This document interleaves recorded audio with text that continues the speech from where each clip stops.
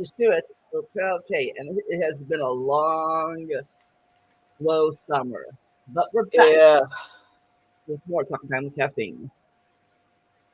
And my guest today is I guess my political. Are you my political reference guest? Hmm? I feel like you're my political guest or political force. Yeah, I think so. I think that is politics in U.S. history. Yeah, you may remember her from Criticism Reviews. I'm still editing right now. I finally get the amendment, but the amendment took forever to edit. So yeah, hopefully, I hope it would be done by the day, but no, no. It's like let's cut off the last 20 minutes of the First Amendment. So yeah, I can do that again. I was in mid-story. Was Yeah, so rude.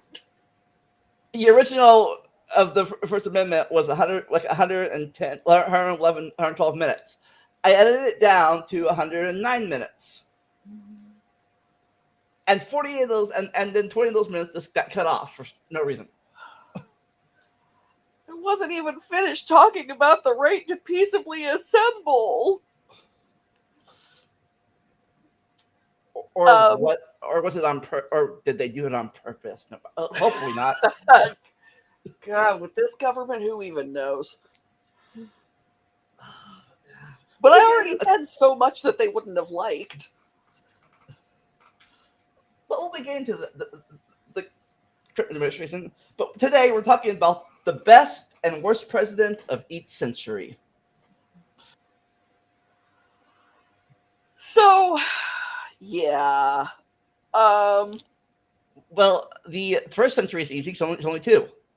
yeah, the first century is easy except for the part where I really like one of the presidents, except for an act passed during his administration that is currently causing problems. So, The Alien Sedition Act. the Or, Alien and Sedition Act. Thanks, Adams. No wonder you were obnoxious and disliked.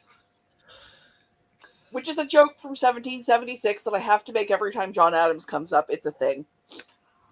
Yeah, we did only have two. so does that make him the by default the worst kind by of by default? default, yeah. The thing is there is good and bad about both of them. With Washington, his two biggest failings were, well, let's get the obvious and important one out of the way right here, which is the slavery thing. While the capital was in Philadelphia, there was a law in Pennsylvania that said that anyone held in slavery in Pennsylvania for 6 months or more would legally be considered free. So what Washington did was he cycled slaves in and out of Pennsylvania, so that none of them were in Pennsylvania long enough to legally be made free. He was one of the people who were like, I'll free my slaves when I'm dead. Literally. Yeah. Now, to be strictly fair to Washington, he personally did not own a lot of those slaves. A lot of those slaves were Martha's. And he didn't have a say in, I mean, sort of technically, I don't know what the laws were about women's property, but it gets into a whole complicated issue. And he didn't free his slaves upon his death, he freed them upon her death. So there's a lot going on with freeing his slaves when he was dead anyway. But he definitely advertised when his slaves ran away and did everything he could to make sure he had his own personal slaves in the capital, but they were never freed.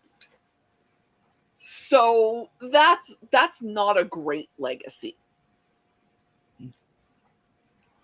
And we can talk all we want to about he was a Virginian and this and that, yeah, but the way Washington himself personally handled his own personal slaves has issues that need to be brought up when you're talking about Washington.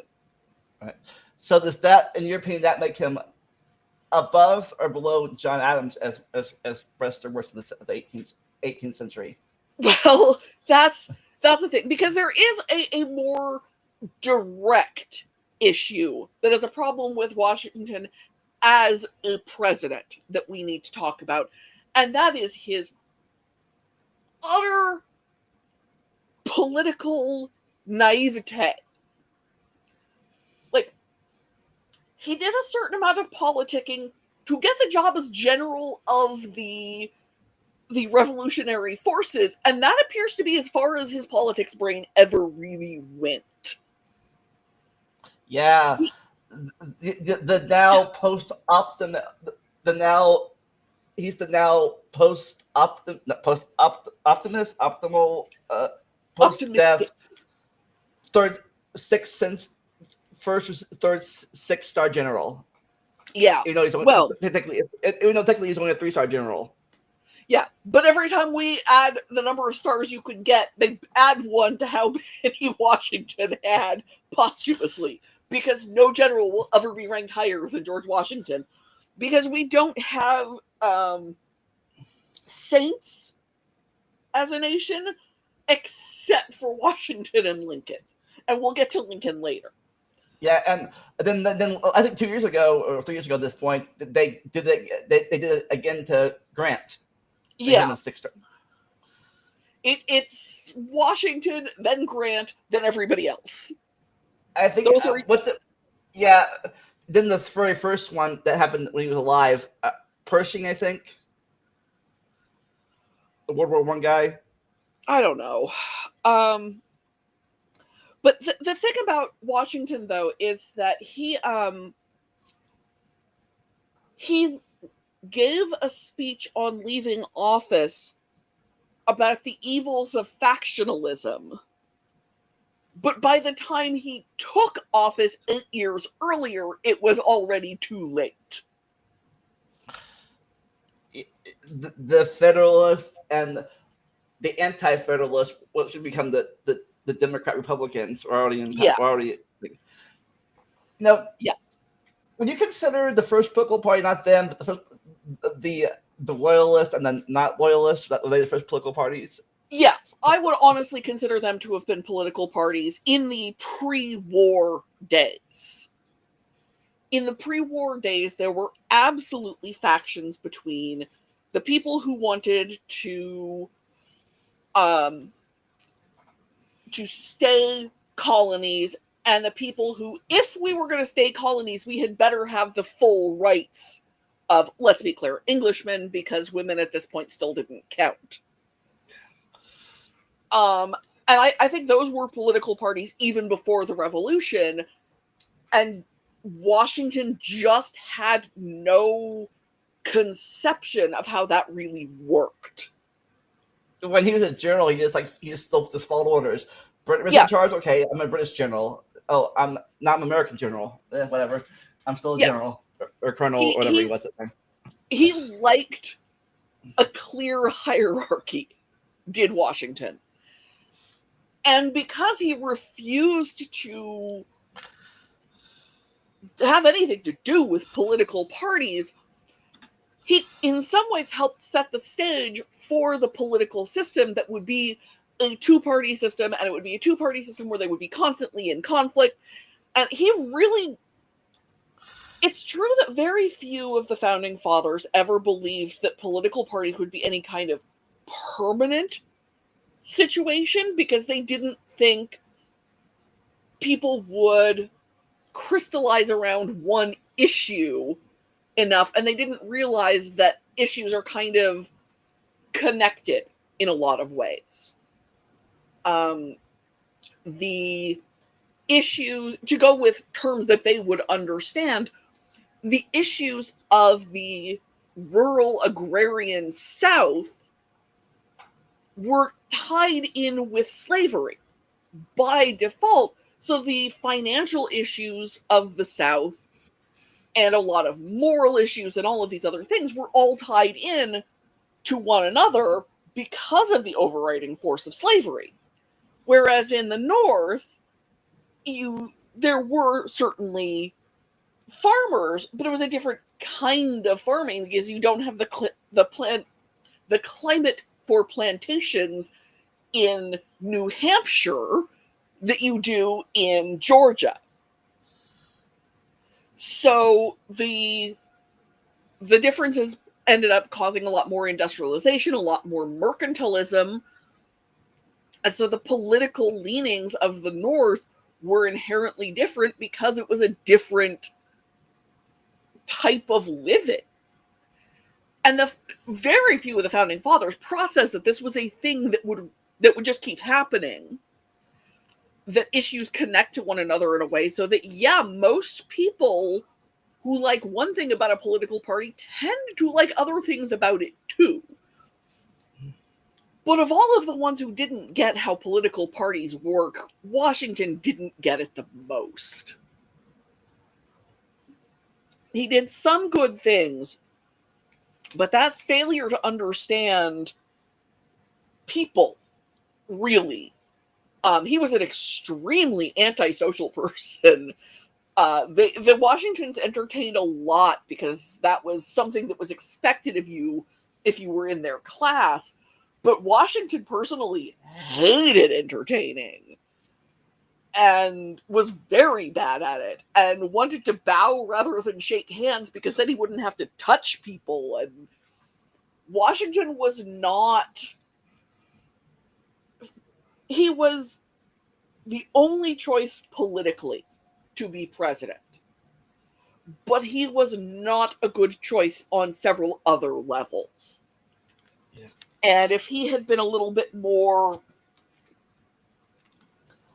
politically astute and a little bit more psychologically aware, I think the country might look fairly different today. Yeah. I've heard people say that technically he wasn't a good field general, but he was a good leader general. Yeah, he made some questionable choices even as general. People forget this. He was not the best general in U.S. history by any conceivable stretch. And I don't want to go into who is because I am not a military historian and I don't want to be. But he didn't win all that many battles. You know? Yeah. People say what he was good at was finding good subordinates or something. Yes. He hired really well. And so there is that. And the cabinet as it exists is really Washington's idea. And I think part of that is because delegating was better than doing the work yourself. And he was not wrong. That is not shade. That is, he didn't really even want to be president. And I think that reluctance also caused some problems because he just assumed everyone else would be really hands off. And because he was, Congress assumed everyone else would be hands off. And so there were not as many traditions installed around how the president would behave because it was more, well, you'll just behave like Washington and we won't have to worry about it, right? But for those interested in what the president does, that part of our talk is up on my channel, the Article 2 section. Yes. And I think that Washington failed to give us reasonable expectations of what a president would be like, which is not fully his fault. That's just what his personality was. But it also means that, you know, there are ways he was not actually a very good president, regardless of what other people think. The best thing he did, and I will die on this hill, is step down. He wanted to step down after 4 years and they talked him out of it. But after 8 years, he's like, no, I'm going home now. And that did set this tradition of, even if we like the guy, he walks away. Yeah. If he didn't, would he have been the first person to die in office if the timeline kept the same? Oh, yeah. If he stayed on he died 2 years after leaving office. So if he hadn't stepped down, he would have been the first president to die in office. He is also our only unaffiliated U.S. president as far as party. He did not have a party. He did not want a party. Parties were not a thing. Leave him alone. He was an introvert. He didn't like the party. Yeah. And then there's John Adams, who, again, I want to emphasize, I like John Adams. I like John Adams a lot. I think that when we talk about the great American love story in our history, we should be talking about John and Abigail Adams. Is he only remembered now? But is he only remembered now for the we talked about earlier the Alien Sedition Act? Probably, which is not fair. For one thing, Jefferson gets a lot of credit for the Declaration of Independence on the grounds that he wrote the damn thing. However, Adams was his editor. Adams was, well, I mean, everyone was its editor because everybody wanted to get their 2 cents into how it was going to go out formally. No, Adams was its motivating force. Adams spent his time in the Continental Congress advocating for independence. Adams carried the torch for independence long before the Declaration was written. Now, he didn't write it, in part because, with all the love in my heart for the man, he wasn't as good a writer as Thomas Jefferson. And in part because it needed to be a Virginian because of the influence Virginia had over the other states and its size and its history and so forth. It needed to be a Virginian involved in it. But the Declaration of Independence would not have happened had Adams not been in the Continental Congress. You know, a few years ago, I learned something interesting about Adams that a lot of people either didn't know or it's been hidden from people for a long time. That he was the defense attorney for the British soldiers in the Boston thing. Yes, in the Boston Massacre, he was their defense attorney because he believed everyone had the right to an attorney. And he got most of them off because he could prove self-defense. Because it was self-defense. The crowd was throwing rocks at them. You know, it's hard to blame. And we'll never know who, but somebody appears to have ordered them to fire, or they thought somebody yelled at them to fire and they took it as an order. So he was the successful defense attorney of the soldiers of the Boston Massacre. It's funny looking back at it now. You know, I mean, we think about it with our I'll say rose glasses for Americans, right? Mm-hmm. But is 5 people a massacre now that? It wasn't a massacre then. I'm going to be real honest here. It was never a massacre. The name of the Boston Massacre was propaganda pure and simple. Yeah, but I guess a lot of what Americans believe about that event is propaganda. It's weird when you're all in on stuff and you're all like, yeah, go, whatever. But if you think about it later on, it's like, Wait a minute. It's weird. When you start to actually think about stuff. Mm-hmm. Stupid brain.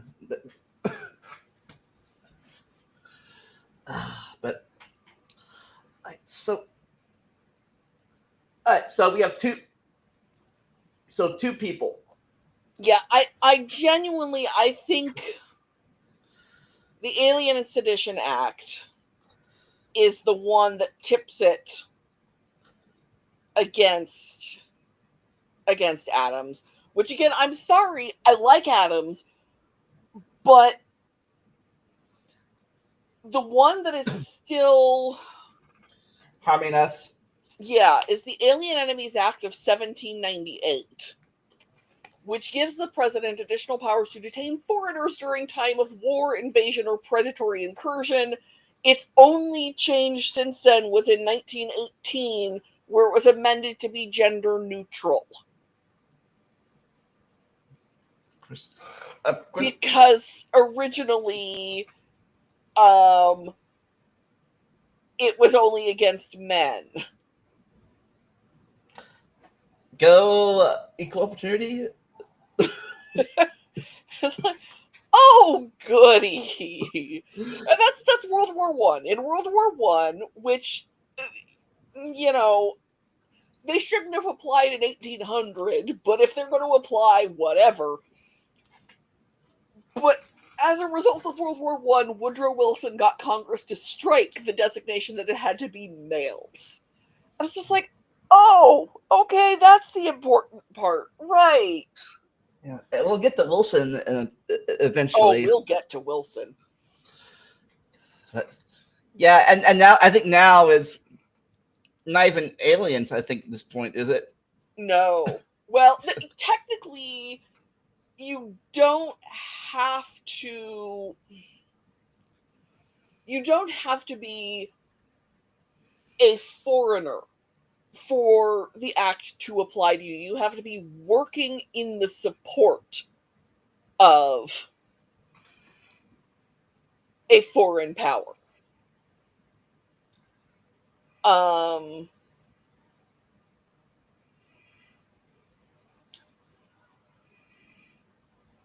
It was a largely unopposed law.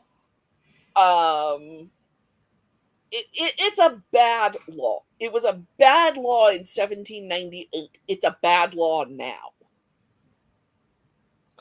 Yeah. But we'll see if it gets struck down, which I'm trying not to cry. It's fine.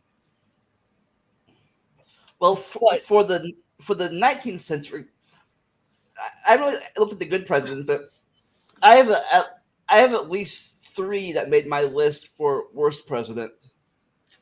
I mean, for the 19th century, you kind of have to make the same choice for best president. Like, if you don't pick Abraham Lincoln, maybe you're just a Confederate, Like, and I'm not saying that Lincoln was perfect. God's no. Again, even the presidents I like, I can talk to you about what they did wrong. Yeah, I think he just made the most impactful positive even today, even today. It is really hard to overstate the importance of what Lincoln did to the benefit of the United States. And the thing is some of the stuff that I really admire him for doesn't get brought up a lot. Because except by Steven Spielberg, so I guess if that counts. But I don't know if you've yet seen Lincoln. But the entire movie of Steven Spielberg's Lincoln takes place in a very, very short time period because it's not really about Lincoln per se. It is about passing the 13th Amendment. That is what that movie is about. And one of the things that Spielberg brings up that is absolutely true is how important it was to Lincoln that the 13th Amendment be ratified before the war ended.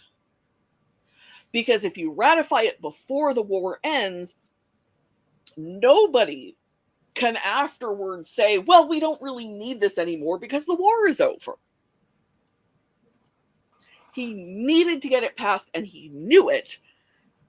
And I don't want to sugarcoat Lincoln's feelings about race, which were not great. They were better than a whole lot of people of his era, and they continued improving over the course of his life. There were stances that he had that talking to Frederick Douglass changed his mind on. Lincoln was one of those people who initially wanted to deport black people back to Africa. And by back to, let's remember that none of the slaves in the United States, I think there was like one or two left who had been born in Africa. The transatlantic slave trade had been abolished for decades. Most of these people's grandparents had been born in the United States. In many cases, their great and great great grandparents had been born in what would become the United States. So deporting them back to Africa, the word back is doing a lot of lifting there. Yeah, and that also goes back to our 14th Amendment that is also having issues right now. Mm-hmm. But the country of Liberia was founded by freed United States slaves under Monroe, who we'll have some things to say about here. Yeah. Which is why Monrovia, Liberia, is the only capital other than Washington, D.C., to be named after a United States president. Yeah. But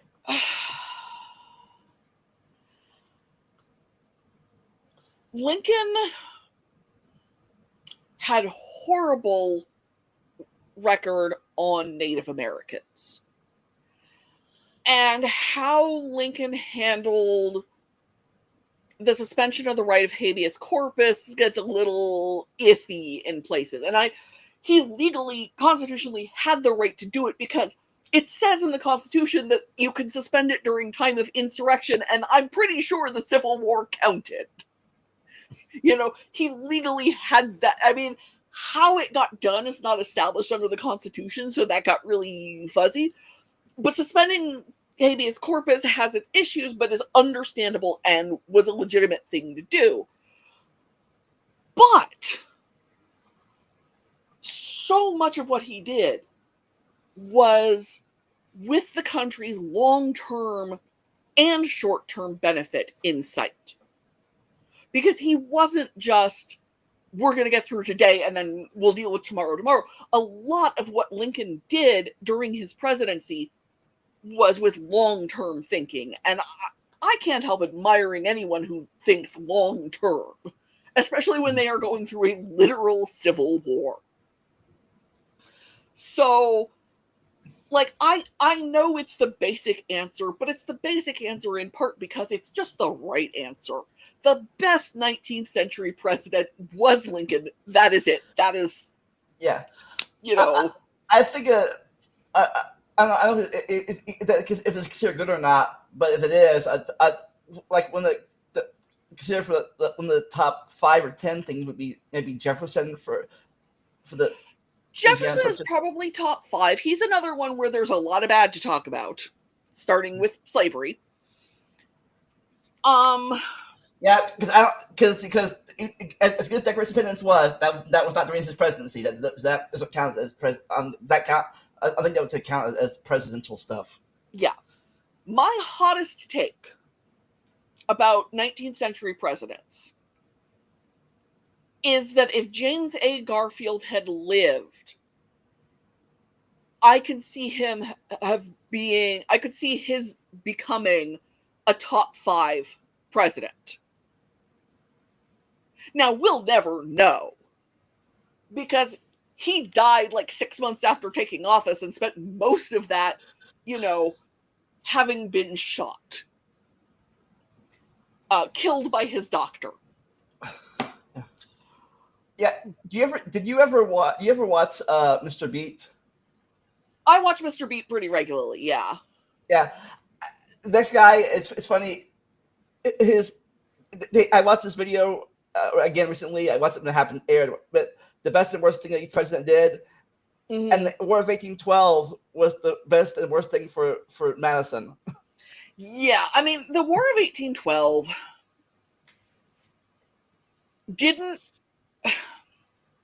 wasn't going to be avoided.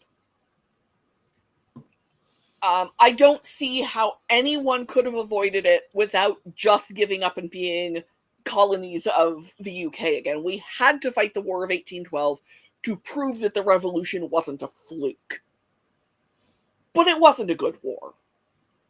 Now, we have a worse war in the 19th century, oh yes, but the War of 1812 was not a good war. Yeah, it's like considered what we call the Korean War now. Like, it was like nothing happened, nothing, like, yeah, it was like neutral. Yeah. It ended with basically complete standstill, but that was a best case scenario for the U.S. I also heard that because it was happening at the same time as the Napoleon War, as the British were kind of distracted a bit. Yeah, the British were fighting Napoleon and they were fighting the U.S. and Napoleon let us buy Louisiana because he needed to not be focusing on the New World while he was trying to conquer Europe. So a lot of early 19th century U.S. history stems from Napoleon. But that'll be for our European history episodes these years. If you ever do one. Oh, I'd have to do a lot of boning up first. Monroe was not a bad president. Most of what Monroe did best, he had already done before he became president. He was fine. A lot of 19th century presidents were objectively fine. Yeah, I think he's mainly known for the doctrine that's not even technically his. Yes, and the Monroe Doctrine is a terrible policy and whatever, but it wasn't even really his, and no. A lot of these presidents I can't say much good or bad about. Yeah, Chester A. Arthur, the most I could say is he's not as bad as you would have expected, and that is not a high bar. Yeah, I don't know about your list, but for worst, for my list for worst, I had the 2 Andrews and maybe James Buchanan. It's a good list. I mean, we'll do this chronologically, and we'll start with bad-mouthing Andrew Jackson. A thing I cannot do enough. A lot of the horrific things that are happening today stem from Andrew Jackson's overriding of the constitutional separation of powers 200 years ago. You know what's funny about that? Even though he's I guess he started the ball rolling. The Trail of Tears didn't actually happen under his term. It was his no. The Trail of Tears happened under Van Buren. One of the many objectively fine presidents, except for that part. Hi, Eddie. But it happened because of Jackson, and without Jackson, it wouldn't have happened. Andrew Jackson did not regard the Native Americans as people in quite a lot of ways, despite having an adopted Native American son. He became most famous in U.S. history for fighting Native Americans. And then as soon as white people wanted their land, it turns out he didn't care about the treaties or the Supreme Court. Yeah, I think it was. I think it's, besides that, the most thing he's famous known is for fighting a battle after war ended. Yes, Yes, the Battle of New Orleans, which happened after the treaty in the War of 1812. He couldn't have known that because communication was what it was at the time.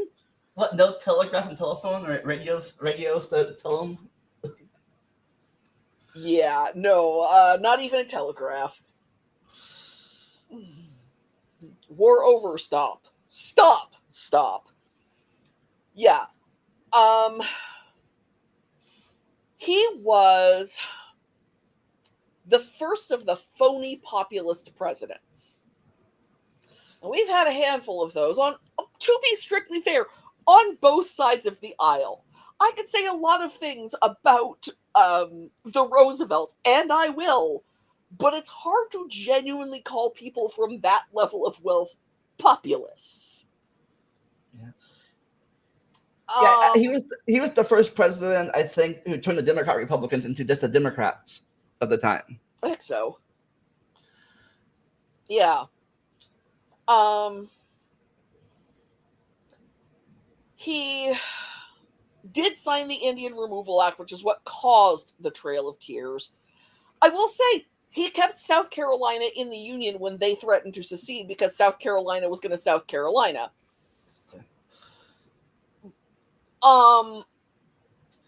And he was also, wasn't he the first president? Oh, maybe that was technically that was Jefferson and Burr, but one of the first presidents to have the a election scandal from his first time running.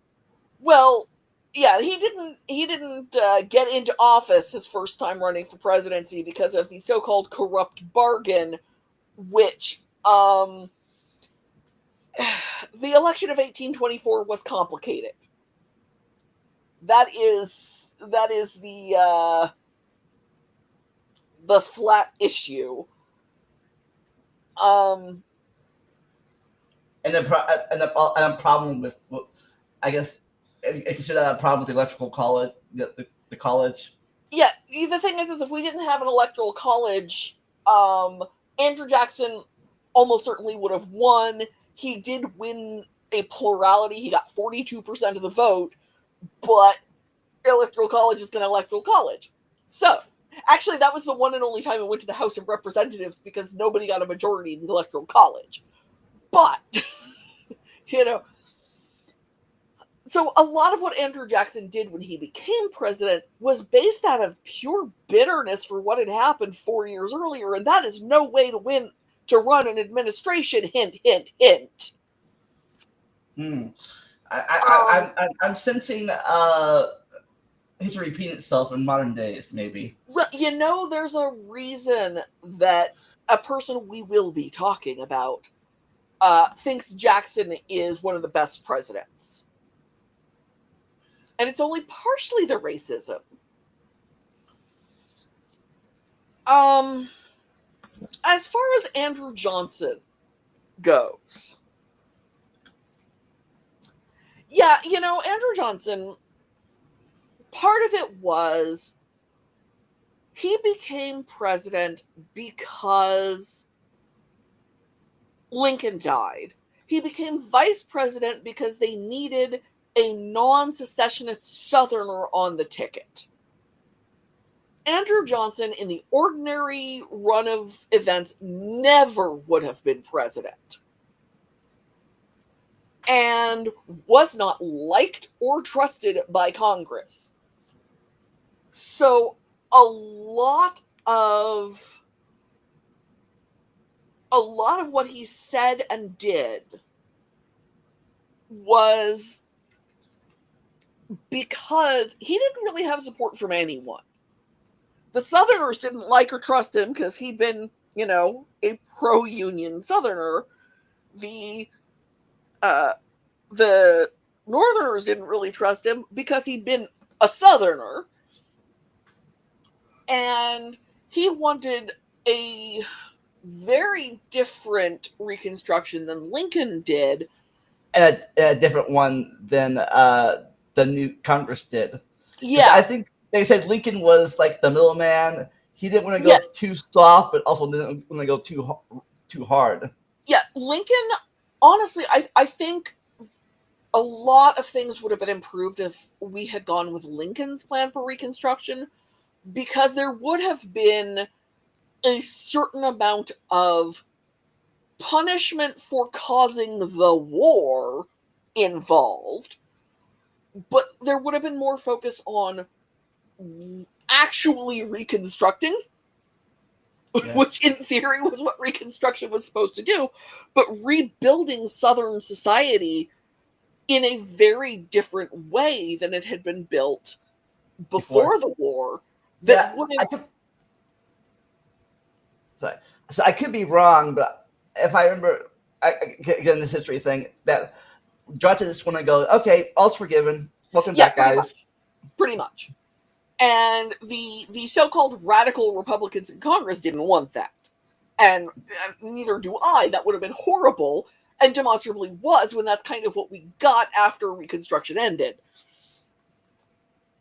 Like, I am not saying that all of the Southern leaders should have necessarily stood trial, but more than one Southerner should have stood trial after the war. And only one did, and he was the commander of the Andersonville prison camp, and a lot of what was wrong at Andersonville wasn't his fault. He's not the one who decided to put that many people in that small a space, for example, because, and we'll get to this too, putting that many people in that small a space is inhumane. But Andrew Johnson, I think I'm just going to go ahead and call worthless. That's really, you know, nothing he Yeah. wanted to get done was going to get done anyway. Everybody Yeah. was going to compare, even if he'd been a saint, people would have been comparing him to Lincoln. And now he's known for famously known as the first impeachment. First impeachment. Didn't have enough votes to get him out of office, but by gods, they were able to impeach him.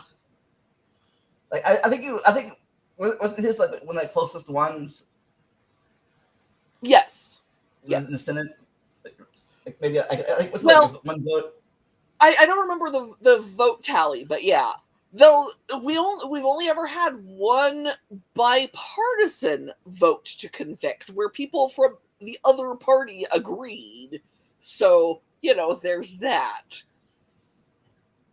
Now, As for Buchanan, yeah, for me, it's not what he did as president; it's what he didn't do. Because technically, in my opinion, this is my opinion. Obviously, that when the first 10 or 11, I forget how many states it was first, was under his watch, and he.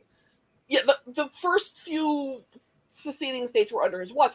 He also did a lot that kind of set the stage for secession by basically hiding under his desk and refusing to acknowledge what was happening. I don't think Buchanan could have prevented the Civil War. Yeah, I probably couldn't, but I think he could at least said, hey, don't do that. Yeah. I'm not really convinced anyone could have prevented the Civil War from coming at some point. The Civil War, there's a quote in 1776, the musical, that is one of the handful of quotes in there that is a genuine John Adams quote. And he says in the musical that if they don't fix slavery then and there,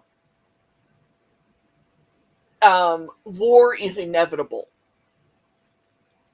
And they've changed, that's a paraphrase, but they've changed the quote because what John Adams said was there will be war in 80 years. Or within a century. Or some extremely close, not quite right, but very, very close number of years. And he was not wrong. By not dealing with slavery and pushing it down the road, when the discussion about slavery came, it came with a war, and that was inevitable. So I'm not saying Buchanan could have stopped the Civil War.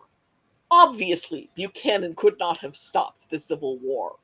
I know. But I don't think it's. I don't know if it could have stopped it, but I know it could have. Either maybe stopped it related is pushing the invention of the cotton gin down a few 50 years you or so. know, if the cotton gin hadn't been invented until 20 or 30 years later, that's the only counterfactual I can see that would have ended the prospect of a civil war, because in that case, yes, slavery actually could have died a natural death. But And also, at least if that wasn't about ending it; it was about expanding it too. yeah, because the South very much wanted to expand slavery, because it turns out they wore out their land because cotton is really bad for the land. But And plus more seats in the Senate too. Buchanan had wanted to destroy the Republicans with Dred Scott and pushed to get Dred Scott to be a clear majority. And yeah. And he didn't do anything helpful with the Panic of 1857 and the whole Utah thing and Bleeding Kansas. And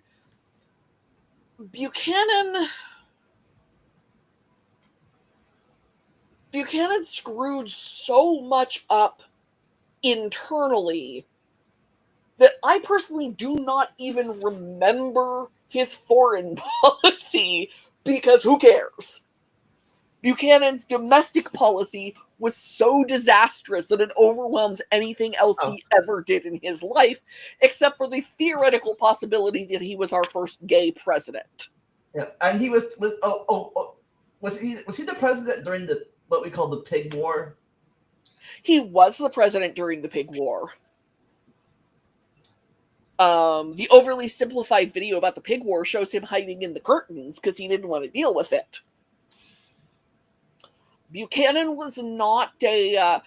You almost wonder how he became president, because what was he doing?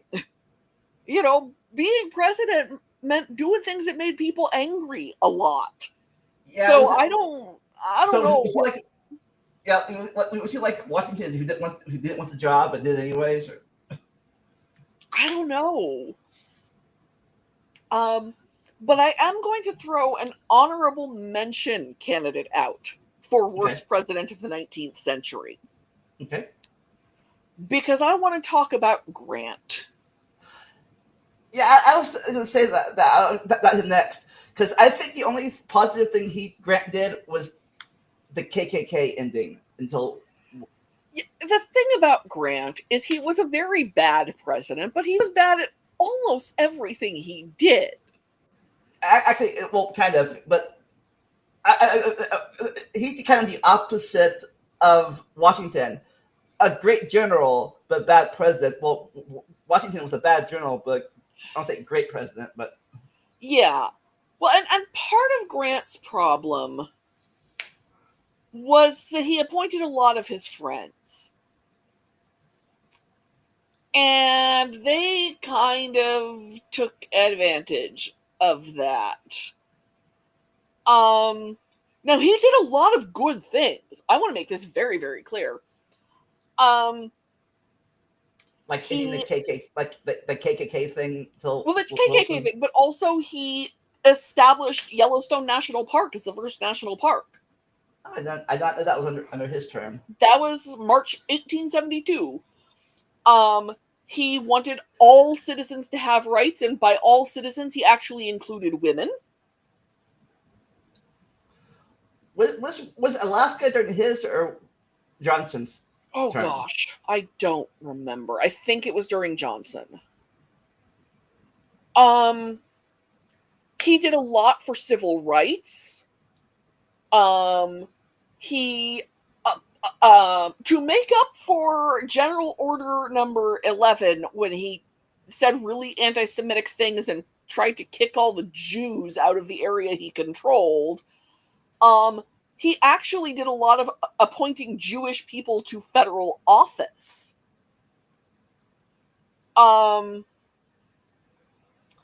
He proposed a constitutional amendment that would have limited religious indoctrination in public schools and would have required schools to be for everyone,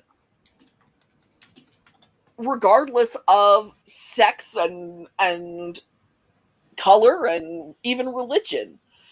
And he appointed he appointed a Jew to be our territorial governor out here. Was the first American Jew to hold a governor's seat.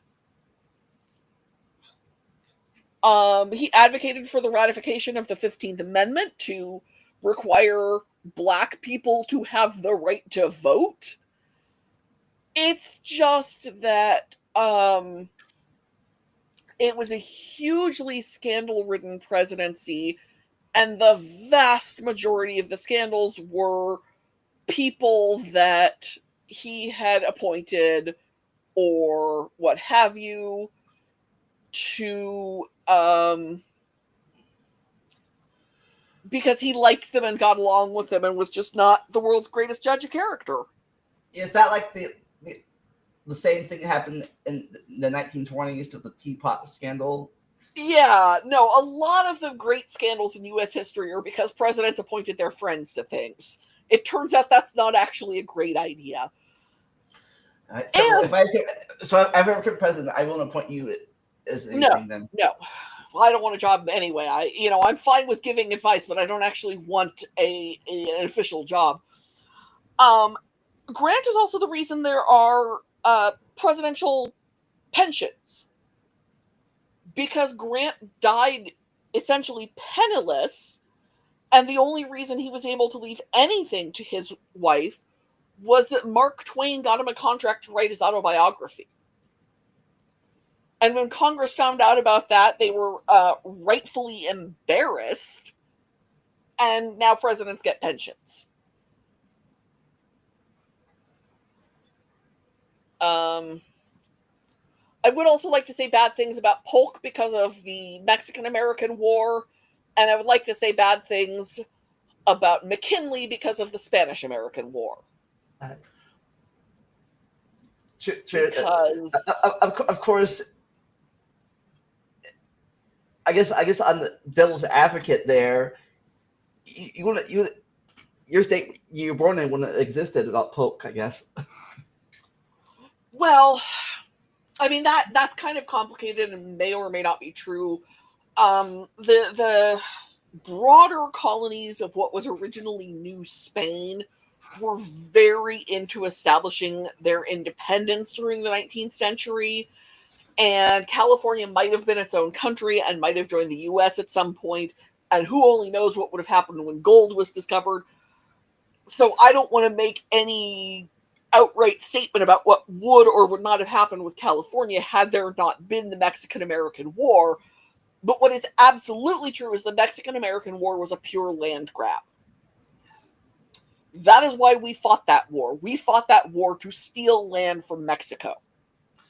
Yeah. You know who said that in the only speech they gave as a member of the House of Representatives? Lincoln? It was Lincoln. It's funny. You know what's funny though? Ironically funny. If we had grabbed all of it, that would have solved our war problem, because the tip of Mexico is a lot shorter bill of Finch out than the top of it. Yeah. That little tiny little corner nub thing. Yeah. All of Mexico was a state, or several states, but yeah, there's 31, I believe it is, states in Mexico. So we would have had 3 Californias, because 2 of them are Baja California Norte and Baja California Sur, which is the Mexican version of North and South whatever. But that's up for a What If history episode. Yes, I can spin counterfactuals all day, But the point is that the reason we entered into that war, where a lot of our Civil War generals originally saw combat, in the living room, a lot of the reason for that war was to steal territory. Yeah. Zane, who was on the channel once, would like to stop in and say hi real quick. Hello. Hello, Pokemon debater. He's so proud of having done that. So yeah, so everything else about McKinley and Polk as presidents aside, those two wars should not have been fought. Yeah. Well, also again, at least one of those things, the stuff that Polk stole and grabbed are states now. The stuff that McKinley grabbed are still territories. Yeah, which is another one that I could do a whole episode about, is U.S. territories. But let's go to the 20th century now. The 20th century. So when we're talking great presidents of the 20th century, this is where most of people's opinions start getting very partisan. Yeah, because a lot of things I could different things, but like FDR, for example, can be one of the worst or one of the best, because the worst thing he did was the Japanese thing, obviously. Yes. But then he also helped the Social Security and New Deal, the Social Security Act, the New Deal stuff that helps people too. So it's like all random autism spectrum thing there. Yeah. Now, I am going to go to bat for Roosevelt as the greatest 20th century president with an asterisk. Which FDR or Theodore? Oh, FDR. Theodore Roosevelt, I mean, I would put Theodore Roosevelt as an A-tier president, but I would put Franklin as an S-tier president with an asterisk. And that asterisk is the internment, and I don't want to sweep that under the rug. I have personally known former internees. Some of them taught at my high school. Also, I found out years after he died that my grandfather had been one of the officers at the Santa Anita racetrack when it was an internment camp during World War II. And that is why my mom grew up in Arcadia, California, because that's where the racetrack is. Oh, fun geology fact for those who might not know this. FDR married TR's niece. Yes. Yeah. Eleanor Roosevelt's maiden name was Roosevelt. She was literally the niece of Theodore Roosevelt. Franklin was her fifth cousin.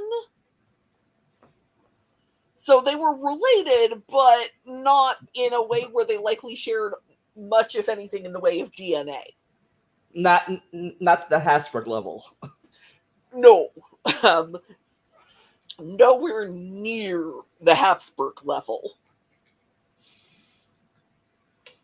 But, again, I don't want to brush aside the internment because we as a nation still haven't properly come to terms with the internment, and we need to talk about it more, and it needs to be something that is taught properly, because it is worth noting that not a single act of sabotage during the war was ever attributed to a person of Japanese descent.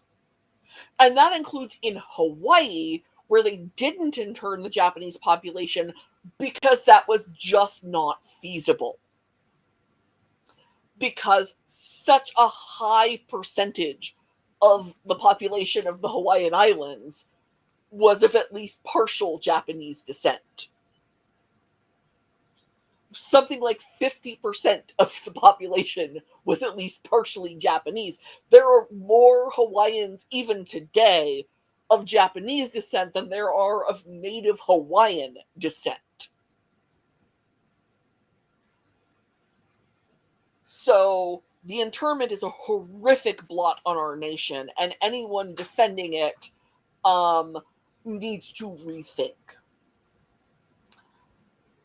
However, let's start by talking about the Depression. Ironically, the less depressing option. There are people who will try to tell you that the Depression prolonged, or the New Deal prolonged the Depression and was a bad thing. Those people are wrong. And also, people say technically, the Depression technically didn't end until we got into the war. I don't know if that's true. Kind of true, maybe. You know, I'm not enough of an economist to have that discussion. My understanding is that is broadly true, but the problems were so international in scope that it was really hard for Roosevelt personally to handle it because he couldn't fix, Germany, for example. Yeah. Well, technically, ironically, they both got the power around the same time. Yes. Yeah. And there were a lot of Americans who wanted us to ally with Germany. The German-American Bund was a thing. And Charles Lindbergh is the only American to be mentioned positive, or no, it was Henry Ford.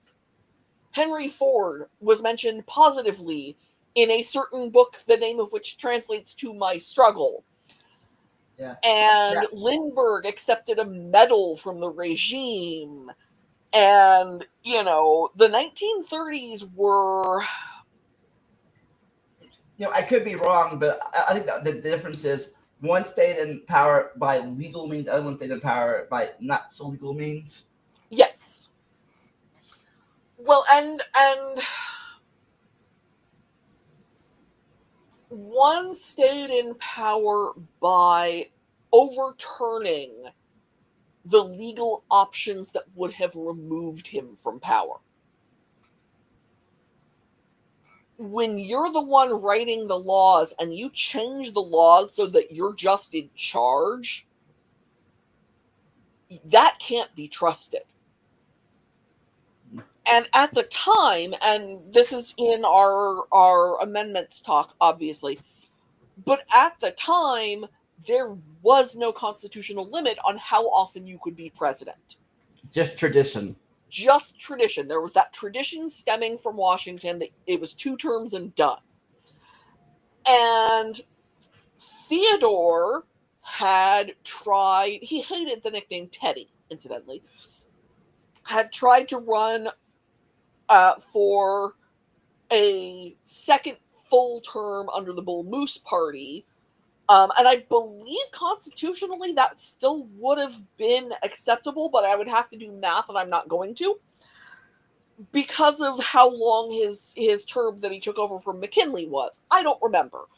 But either way, certainly Franklin could run for office as often as he wanted to, and there was nothing legally stopping him.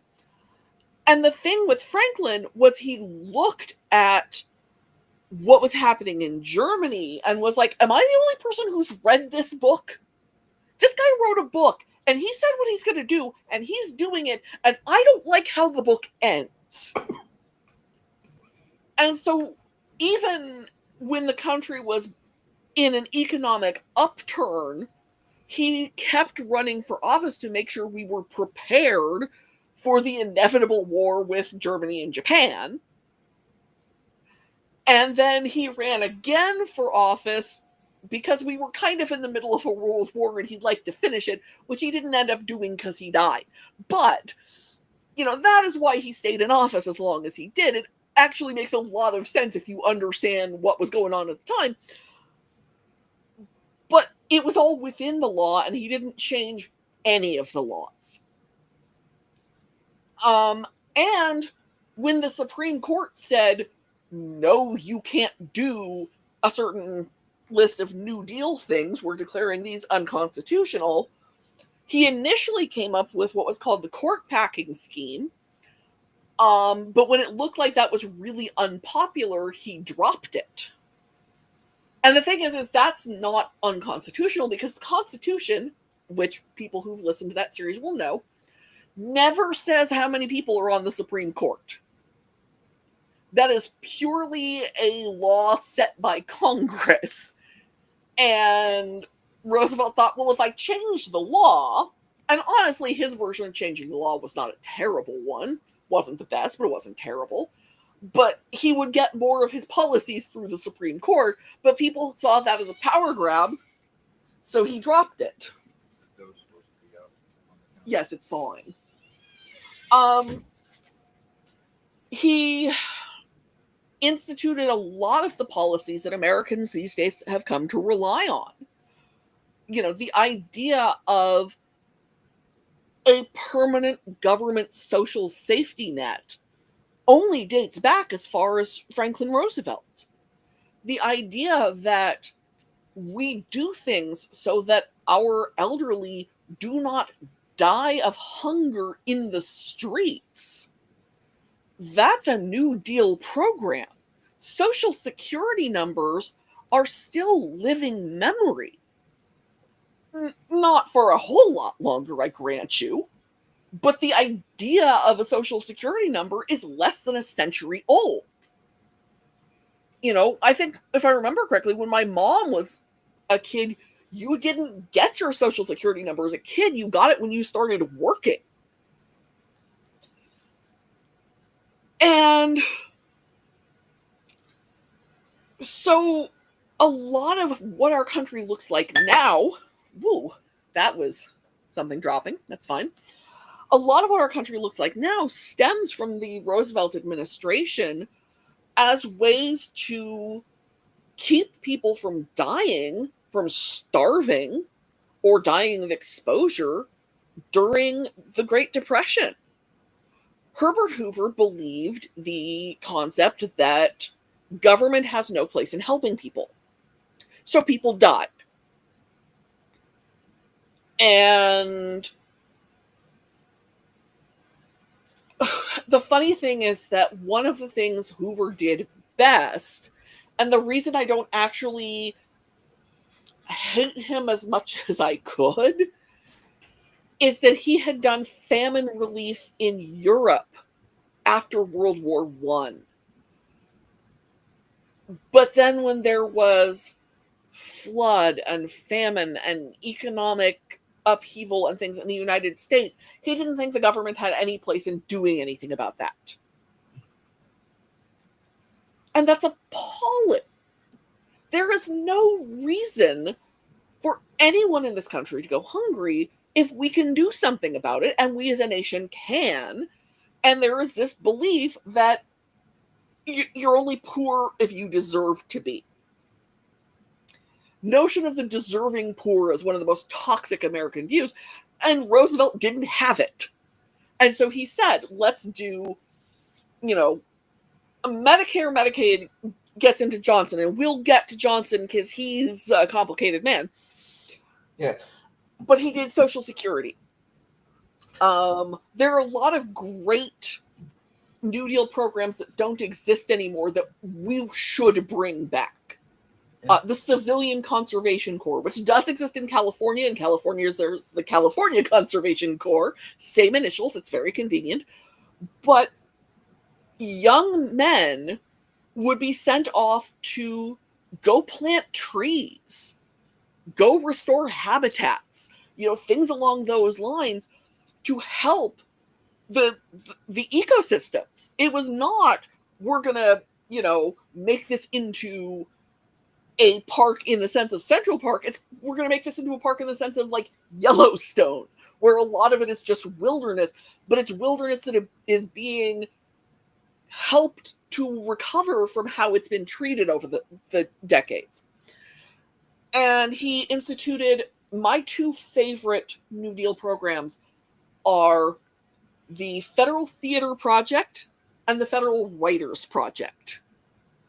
And they paid people to put on plays. And a lot of the big names in mid-20th century Hollywood had done part of their career in the Federal Theater Project, including this little guy by the name of Orson Welles. Even before War of the Worlds, Orson Welles was a federal employee in the Federal Theater Project.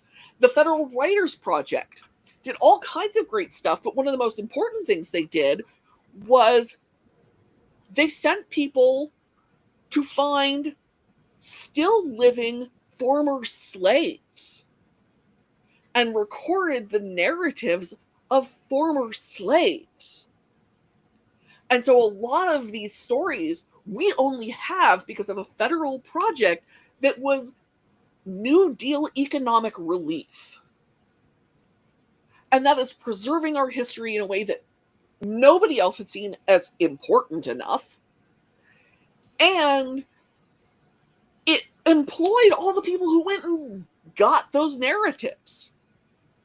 Like, this was a phenomenally important program that we should still have. We should be collecting the narratives of Japanese internees. We should be collecting the narratives of World War II veterans, any of those that are left. Korean War veterans, any of those that are left. We should be collecting the narratives of all of these people who we are losing through age so that our history is not forgotten. And so, yes, the internment was terrible, and he wasn't great about black people either. Eleanor was much better about civil rights than Franklin was. But even with his failings, and the whole World War II thing, let's not understate getting us through most of World War II and trying to make sure that England held out long enough for there to be a World War II for us to join. And, the UK and the Soviet Union were both held up by Roosevelt's policies. So even without all of the World War II stuff, and that's a lot to leave out, I do firmly believe that Franklin Roosevelt is possibly the only 20th century S-tier president. Yeah, this is earlier, but not S-tier, but I think his uncle-in-law also did a lot of positive effects to modern day too. Yeah. The good thing about his uncle, or well, distant cousin, uncle-in-law, whatever you want to call him, conservation. Conservation was a big thing with Theodore Roosevelt. Admittedly, part of that was because he wanted to still have places to hunt, and that's its own thing. But, it was a valuable thing that he did, whatever reason he had for doing it. And he did also believe that there were some places that were so important that they couldn't be left to anything but the federal government to keep them safe. Because you can't trust big business to wall places off and say, we are not going to develop those. Look what they want to do to the Grand Canyon, for God's sake. Yeah. And also, I think something else that our current regime is trying to overthrow, or maybe it already has been, but the Food and Safety Act. Yeah, food and safety. He was very big on maybe we should be able to trust our food. Which, yeah, I like trusting my food. But you don't like possibly random people's body parts in your hamburger meat? It's so funny because the Jungle, which I've read parts of and couldn't get through, was supposed to make everyone communist because we were supposed to see the evils of the ruling class, but in fact what everybody did was, ew, gross, that's in our food, and therefore we now have Food and Drug Administration. But yeah, Theodore established the Forest Service properly. He created 5 national parks. He created 18 national monuments, a bunch of bird reserves, national forests. He did a lot for conservation. He did a lot for pure food and drugs. He tried to give the Interstate Commerce Commission the power to regulate railroad rates, which would have been really nice. I think I don't think no, I think he tried. I don't know if he succeeded in having competition and businesses, but I don't know if that technically he succeeded in that. He tried to deal with trusts, but that didn't work as well as he would have wanted. Kind of. Again, well, technically, instead of like one guy owning one big company, now one guy owns lots of 20 or 30 little companies. Yeah, arguably he just kind of made it worse but different. And another place where I think he doesn't get enough credit is his stance on civil rights. The first black person invited to dinner at the White House was Booker T. Washington under Theodore Roosevelt. God, but not so much. Not too so late? much. Yeah, true, but I'm gonna say not too much to not his immediate successor, but close enough successor. Yeah. The total opposite. Apparently, instead of doing it ever again, he just had appointments with him because he didn't want to alienate the South because, oh boy. But yeah. Let's talk about my choice as the worst president of the 20th century. Well, I have one more for best real quick. Oh. And actually it's more ex-president than president, but I do have to talk about Jimmy Carter for a minute because I loved him. Yeah, like I said, yeah, his main stuff, positive thing he did was obviously post-presidential. Yeah, he has the greatest ex-presidency of any U.S. president. He really tried as president. That is the credit I can give him.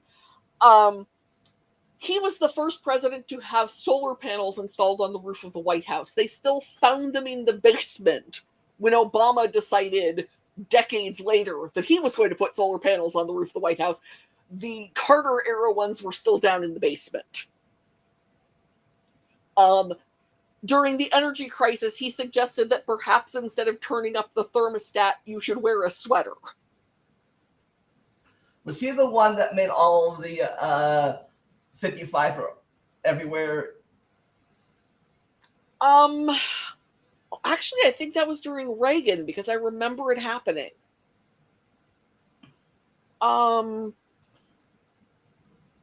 But yeah, Jimmy Carter tried a lot, but didn't get a lot accomplished, and does have that whole hostage crisis during his presidency and the October surprise of screwing him over from Ronald Reagan. Oh, so, yeah. Just bad time. Oh, but going back to the 18th century, I thought of something, that once both Lincoln and Truman are known for firing generals.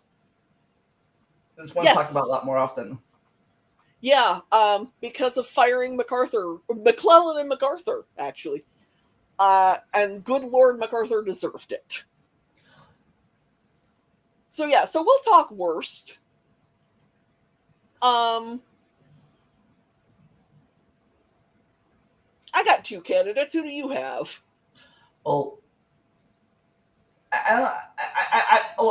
personally, you talk to my family, they would consider Reagan one of the worst, but in my opinion, at least from what I know of history, it would have to be Wilson. Wilson is a good choice. pro-Klan, anti-women's suffrage, but caved because it was advantageous, pro-big business. He kept us out of the war, and then in his second term got us into the war. Yeah, I don't know if it's true or not, but from I've been told, I read and thought this, Grant ended the Klan. Wilson brought it back from the dead. I wouldn't put it all on Wilson, but Lord, he didn't help. And viewed, and I have seen this movie, and it is a movie interesting to discuss. But he viewed Birth of a Nation at the White House. Even it was quoted in it. Huh? Wasn't he also quoted in it? He wasn't quoted in it, but he was quoted about it. He said that it is history written by lightning, and the only sad thing is that it is also true, which it is not. Thank you. I have seen it. It is nonsense, but it is a fascinating part of film history, if nothing else. It's one of those movies where you see where a lot of movie cliches come from.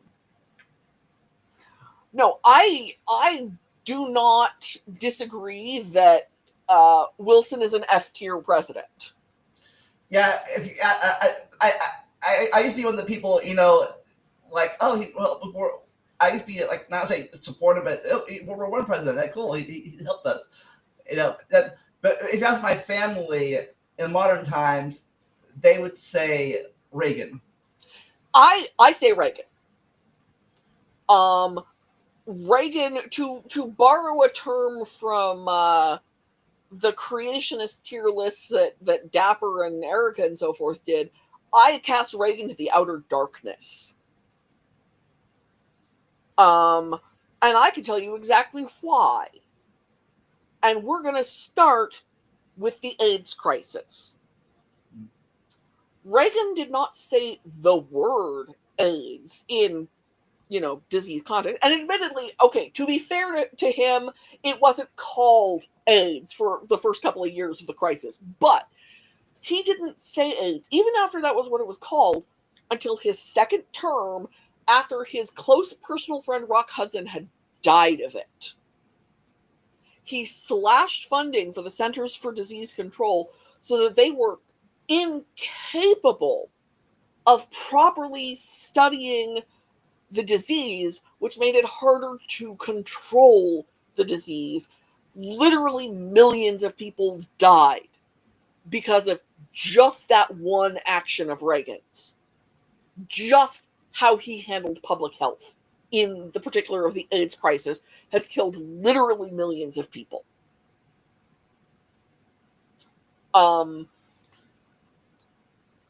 And that is only one aspect of what is wrong with his presidency. Let's talk about this one is another one that is actually really important right now.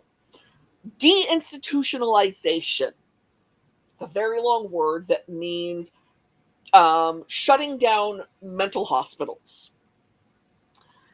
And look, how we have treated mentally ill people in this country has never been great. Yeah. Well, okay, devil's advocate again here. It should be shut. The way they were should be shut down, not the actual helping of mental people. Yeah. The original idea had been that they would shut down the institutional hospitals, the big, basically holding area hospitals, in favor of smaller local services so that people would be able to be helped through their community. And there would still be beds for the people who cannot function outside of constant care. But there would also be services in the community for mentally ill people who were just in need of some help sometimes. And who fits into what category of mental illness has changed since the 80s as we've developed more and better mental health medication. However, even today, there's a substantial percentage of mentally ill people who need constant care in order to get through life. They are not capable of caring for themselves. Thank God I am not one of those people. I am 90% capable of caring for myself. And we'll get to the 10% where I'm not in a minute, but there are no longer enough beds in mental hospitals in the United States for the people who require constant care, which means your choices are the streets, the jails and prisons, or overburdened family members. And none of those are good choices. And a lot of people cycle from one to the other in those three. And the direct cause of that situation is Reagan just saying, well, if we're going to deinstitutionalize, let's just cut the funding. And not replacing the system with anything, because something, pull yourself up by your bootstraps. Homelessness spiraled in the Reagan years, and there are a bunch of reasons for that, but one of them is that very specific thing, the deinstitutionalization. And because we're going to talk about what he's most famous for, even today, the concept of quote trickle down economics. Yeah, let's talk about trickle down economics, which doesn't work and which has never worked. Trickle down economics doesn't work. There's not a serious economist in the world who thinks that trickle down economics works, because what happens is rich people hoard the money and it doesn't go anywhere. If you gave Elon Musk $5,000 today, he would laugh at you. If you gave me $5,000, I'd have to spend it right away, because otherwise I could lose my Social Security benefits, because I can't have more than $2,000 in assets. But if you gave a person without those specific restrictions $5,000, yeah, they might save some of it. And by spending it, you also go like stimulate economy and stuff. Exactly. Yeah, the $5,000 that I spend by, for example, going to visit my hometown and see what of it still stands. Because since we've last talked, my hometown burned down. If you gave me that $5,000 and I took it and took my kids to go see my hometown and see what's still there and visit people I know who survived a firestorm, that stimulates the economy in a way that just investing it in, the stock market or whatever doesn't. And even what I save, I don't save forever. I save to, later get a car, or it goes into paying off our house or anything like that. Trickle up economics works, trickle down economics doesn't. And the Republican platform, since at least Reagan, has been built on the idea that trickle up or trickle down economics works. And that starts with Reagan and only goes on from there. Maybe it'll work eventually when the rich people's 5-gallon water thing actually overflows. It hasn't overflowed yet. They keep on building bigger tanks. Yeah. So none of it's actually flowing over. It's just, someone's overflowing. Gotta build a bigger swimming pool now. And I have to throw out a minute of disdain for Bush the Elder, who Bush the Elder is a very mid-president in my opinion. I think he's maybe C tier. But what might be pulling him down to D is how much he caved to Reagan on a lot of things. He ran for president in 1980, and one of the phrases from his campaign was the term voodoo economics to describe trickle down. And yeah, so Yeah. I think the senior president is, well, he's most famous. I guess what he's most famous for, is the opposite of what his son is known for. Or the same thing. Both were Iraq wars. One was looked at more positive. Other ones looked at more, oh my God, why are we even here for? yeah. Apparently, and we'll get to Bush the Younger, but apparently the main reason we went to war with Iraq the second time was because he was mad that he perceived Saddam Hussein as having humiliated his dad. Also, he had the same advisors as his dad. We'll get there. Basically, there is not a policy you could name about Reagan where I would not have a rant ready to hand. Environmentalism. Oh no, I can name one. He was not as terrible on immigration as Republicans that followed him. But public health, environmentalism, education, foreign policy, he was not as good as people think. Get me started on South and Central America. That the Contra thing? The Contra thing. Oh, yes. I remember the summer when everything was preempted for the Iran-Contra hearings. But that is going to lead into my other F-tier president from the 20th century. Because if more people, including him, had been properly prosecuted for Watergate, we would not have had Iran-Contra, and we would have not had the scandals that followed. Because Nixon. Our other F-tier president is Richard Nixon. I think the only positive thing Rick did probably would have to be the EPA. The EPA is a very positive thing. I have a personal positive thing that happened during, let's be very clear, during the Nixon administration. I don't think he personally championed it, but at least he didn't veto the thing, which is the automatic cost of living adjustment in Social Security is a Nixon era change. The earliest days of the Endangered Species Act are from the Nixon era. So there are some positive things that happened during the Nixon era, and there's the whole only Nixon could go to China thing. However, Watergate overshadows an awful lot, kids. Watergate damaged the office of the presidency in a way that Andrew Jackson could only dream of. Hi, Maya. Watergate, especially because Nixon was pardoned from Watergate, so let's give a shout out to Gerald Ford as probably a D-tier president.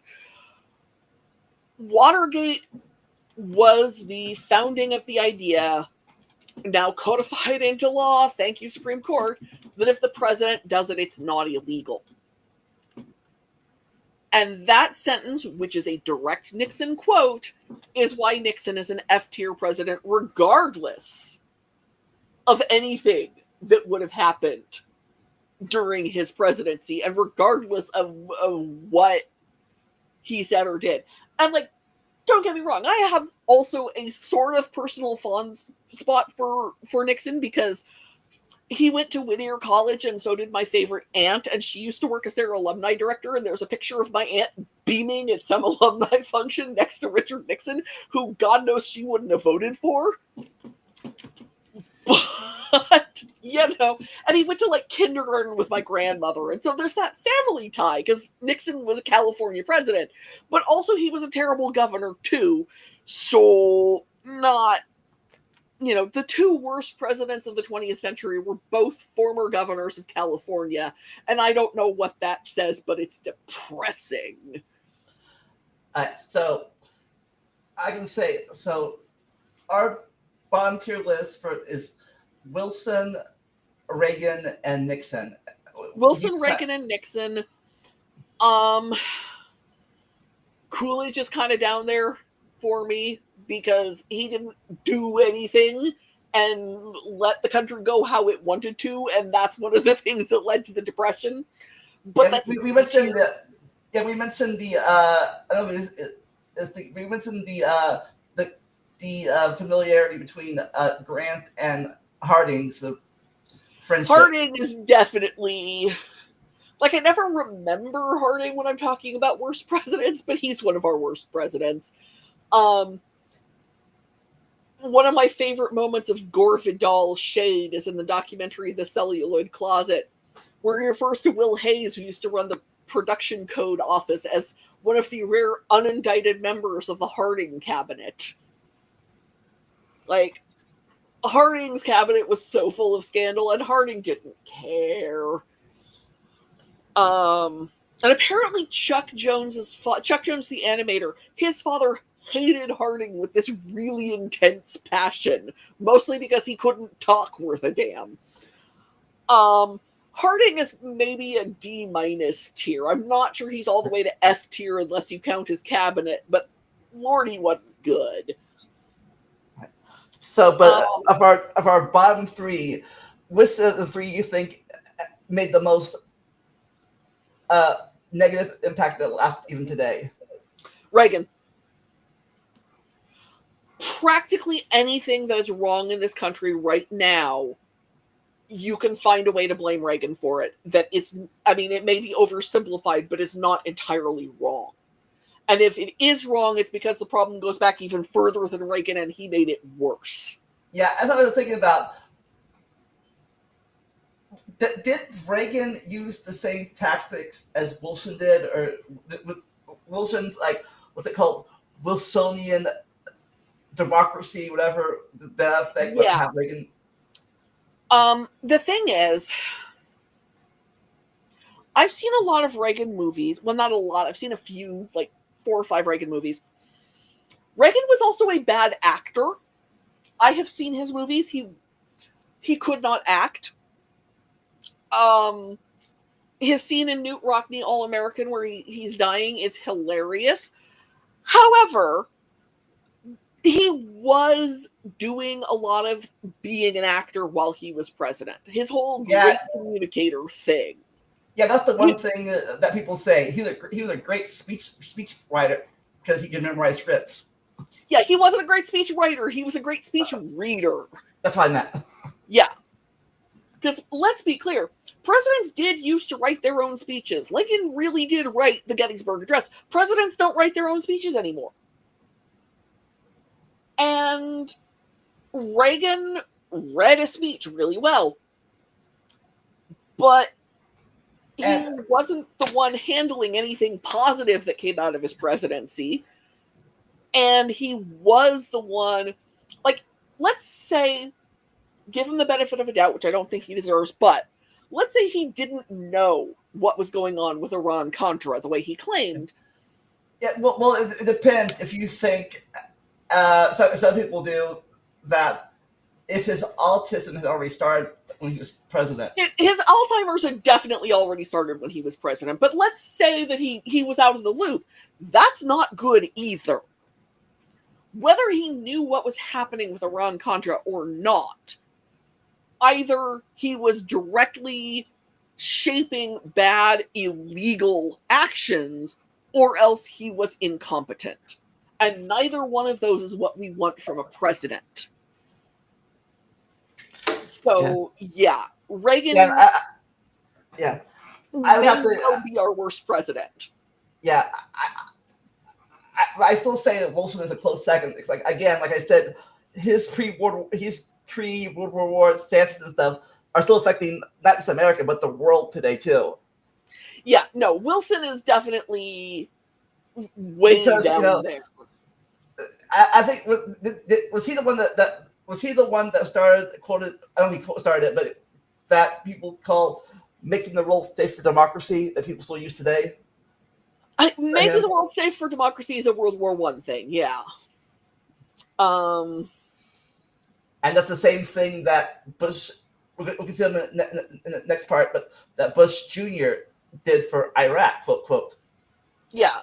No, there was this belief, and this belief goes back well into the 19th century, that the only people with a right to control what happens in the Americas is the United States. And that would be was that part of the Monroe Doctrine? Yeah. And Wilson definitely made that worse and was one of the people who expanded that to we should be controlling things worldwide. But at least he was fighting uphill against a lot of American isolationism, so it wasn't as bad as it could be. But let's not forget we invaded Mexico during the Wilson administration, which most people forget. Oh, the Zimmerman telegram? Well, no. We were going after Pancho Villa. Oh. And American troops invaded Mexico to go after Pancho Villa. Zimmerman telegram has to do with World War I. This is a whole separate issue with Mexico. So, yeah. Wilson is definitely F tier. Nice. All right, so now I guess we go to the 21st century with only 1, 2, 4 choices so far. And I have voted in every single 21st century presidential election. So yeah. I am not going to at all claim to be unbiased in any. I know you voted earlier or not, but me, I've only voted for president last 4. I'd say vote for all of them, but I think, but all the elections they were in, I started in 2000 was my first presidential election. So I was eligible in 1996, but California lost my absentee ballot application. So the first presidential election I voted in was 2000. Me too. The Bush Gore controversy. Bush Gore, yeah. And I voted. I was still in-person voting in Washington, and that was before we went to vote by mail. And I voted in the library building of my liberal hippie college, and it was a madhouse. So many people voting. And freaking Anarchy Jordan got told by the little old voting ladies that he had to move because he was picketing too close to the polling place, telling us that voting made us all tools of the man. And that tells you everything about my liberal hippie college. Yeah. I guess that'd be a callback, or once I upload it to our First Amendment talk petition protesting. Yeah. And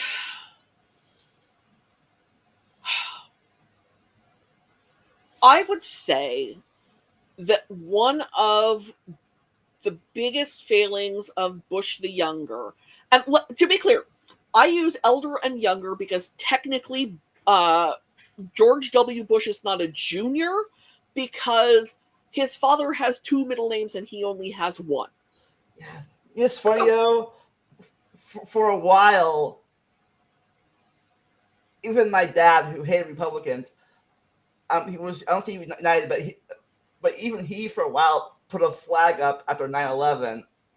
Oh yeah, no, everyone did. There's a really good essay by Sarah Vowell. I believe it's in the Partly Cloudy Patriot about her feelings about the flag. And she was living in New York at the time.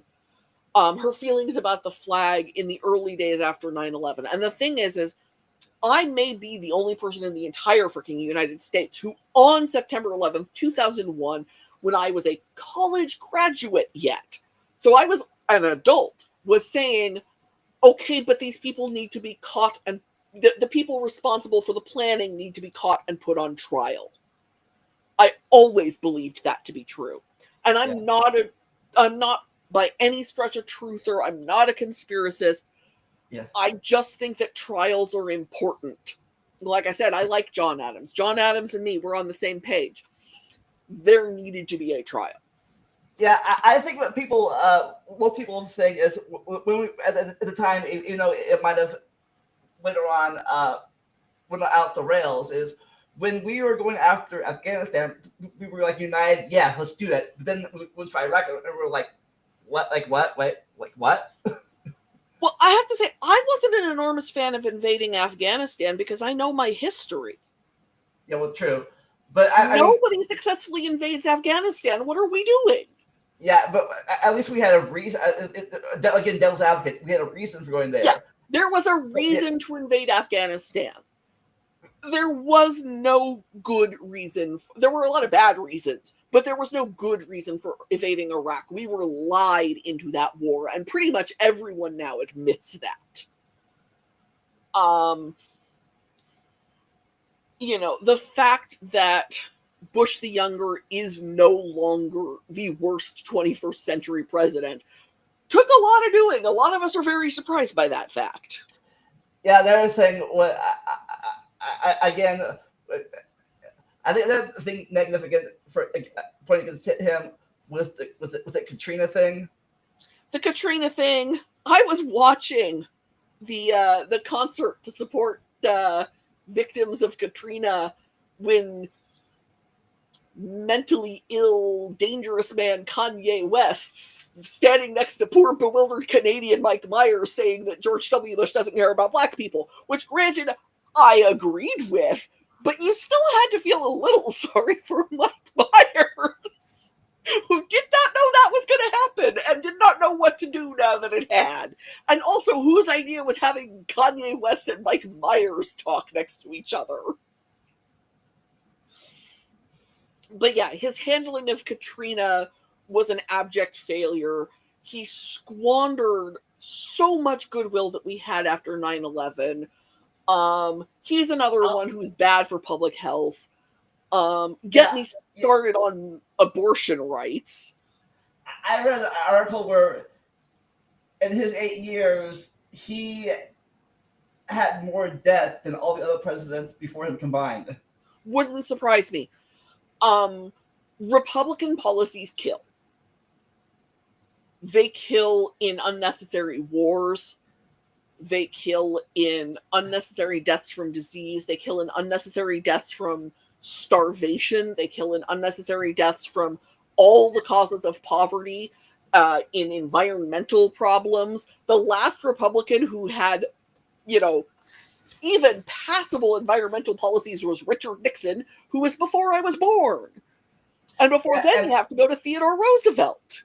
Yeah, I don't know if it happened under his term or Obama's, but I forget when exactly they started, but the precursor to the MAGA crowd, the Tea Party, was on the Tea Party starts under W. Okay.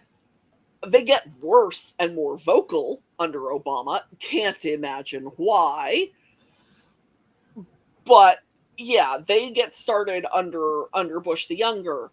And he encouraged them because rabid loons who would vote for him. What's to not like? Oh, wait.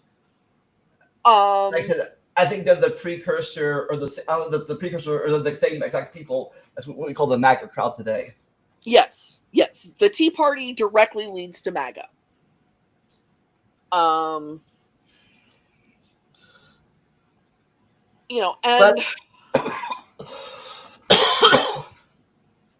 but as bad as Bush was, and Lord, he was not good, he did not hold a candle to the current administration. The current administration is below Reagan. I made this joke before.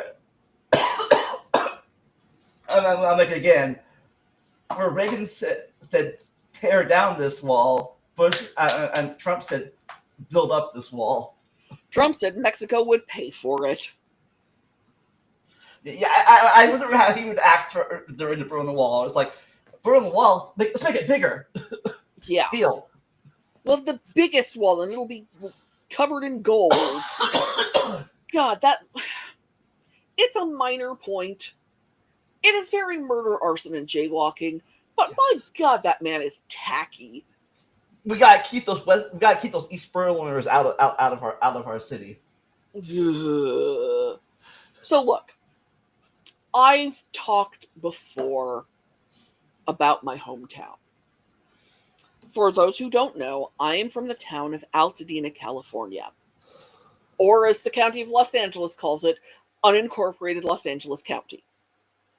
I grew up thinking I was from a small town. My hometown has 40,000 people. Right now, it's a little bit in flux, but the last anyone was properly counting, it was 40,000 people. But there is no high school there. There is no McDonald's there. There's a bunch of stuff you have to go across the limits and into Pasadena proper for. But my hometown is one of the most ethnically diverse places in the country. And we're not talking like there's a neighborhood of Black people and a neighborhood of Filipino, what have you. We're talking you live next door to each other. There are people from 15 different countries in your class in high school and people from 5 different countries on your block. That's the kind of place I grew up in. Obviously, it skews a little bit to the left politically.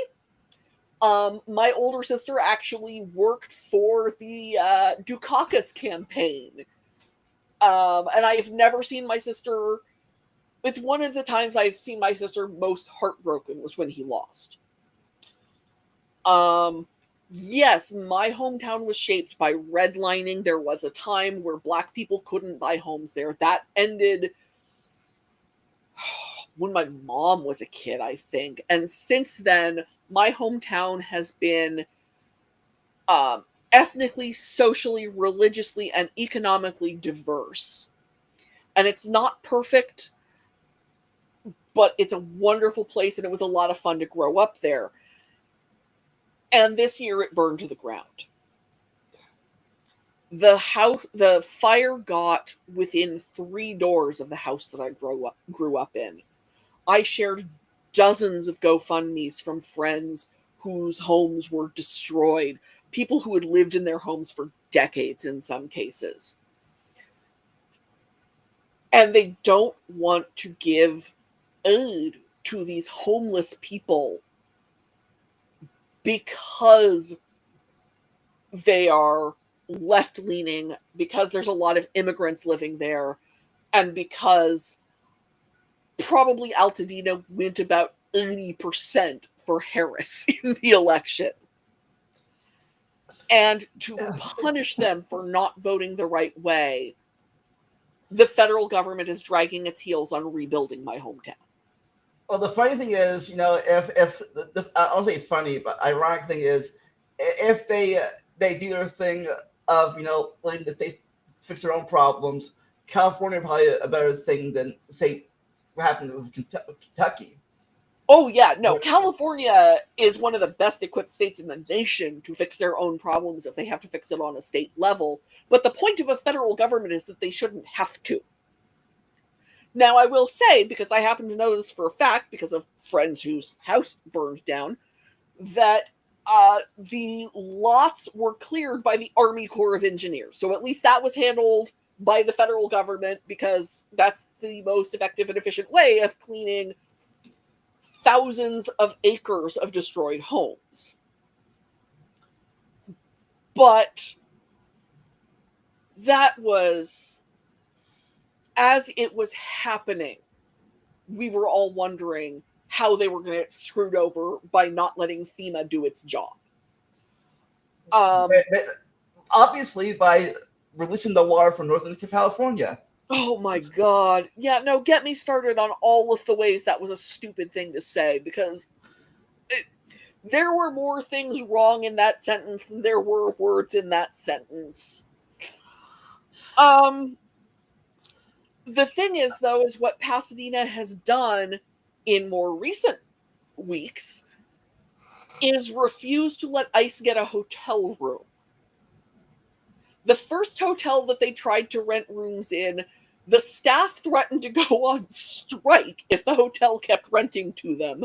The next hotels that they went to stay in, the people of Pasadena picketed outside the hotels 24 hours a day, making enough noise so no one staying in the hotel could get any sleep, and they got kicked out of there too. So in the midst of its troubles and rebuilding, my hometown stands up to fascism. Now we gotta say that we're talking with this in modern lenses, because this is we're only a quarter way through this, so hopefully not. But there might be a worse president in the next 75 years than what Trump is right now. That's fun to think about.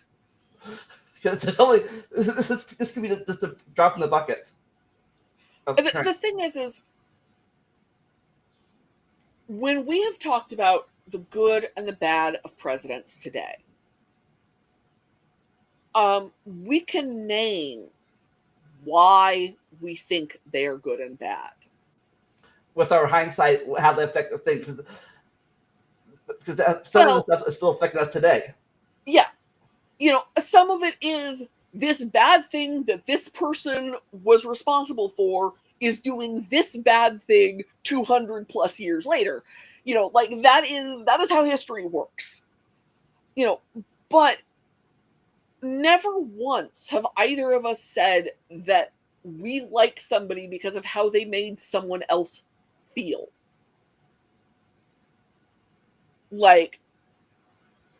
I don't care how my vote makes you feel. I care how my vote affects the lives of the people in this country.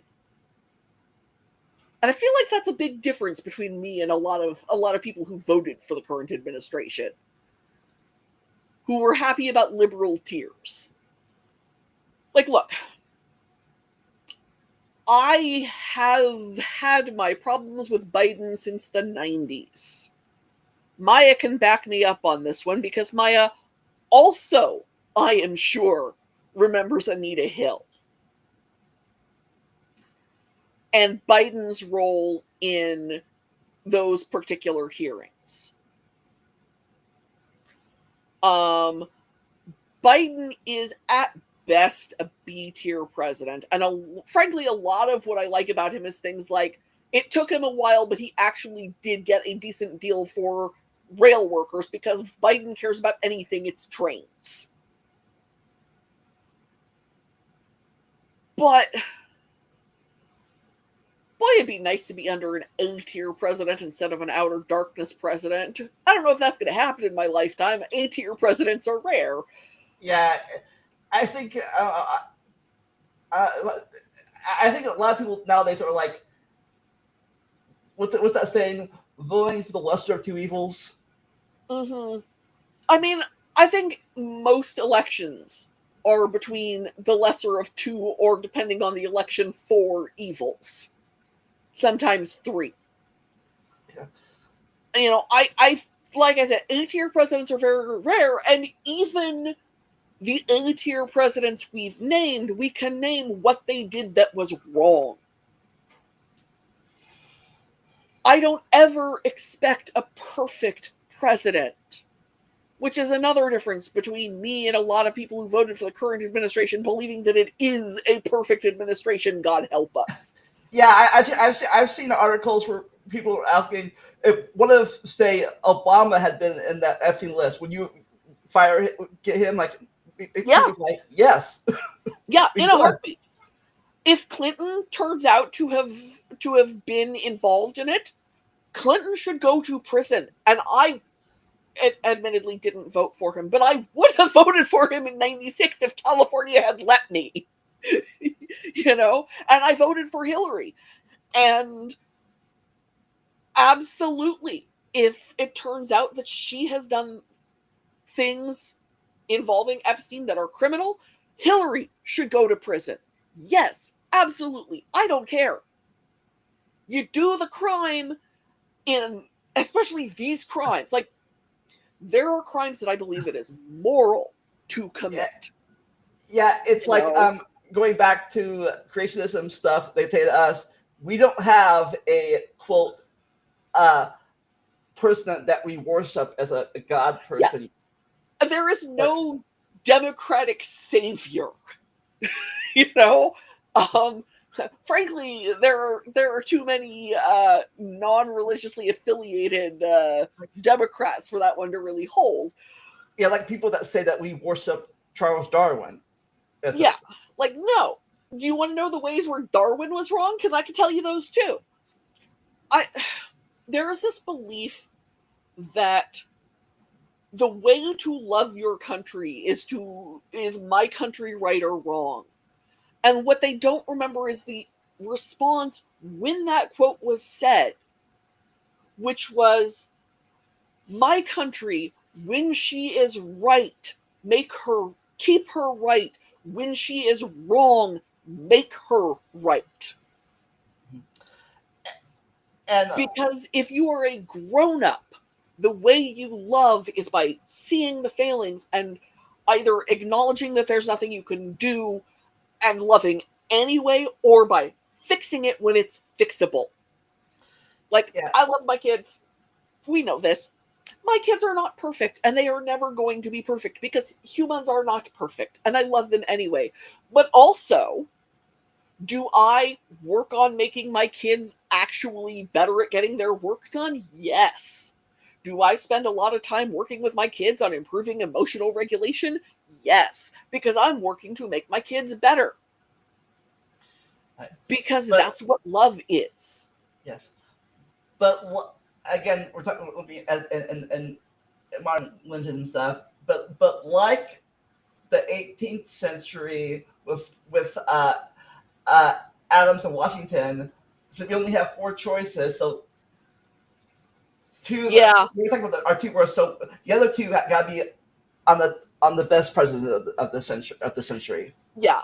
I like Obama better than Biden, but that's partially because Obama, A, to my knowledge, isn't handsy the way Biden has been, and B, was I think still in law school during the Anita Hill thing. Certainly he wasn't in Congress at the time. Yeah, like I said, he's not. So, like I said, right now he's our best president of the century. Again, it's only 25 years, so yeah, we might have a better president in the next 75 years. We might have a worse president in 75 years. And best president of the 21st century is not the world's highest bar. But shout out to the Affordable Care Act. Let's go there. Yeah, I know people who would be dead without the Affordable Care Act. It's the reason I can take anxiety medication right now and depression medication. We didn't talk about him. My medication is thanks to Johnson, who, boy, that's a complicated legacy. Johnson is an A-tier president and an F-tier president combined into one. He's very interesting. But my kids... Yeah, see,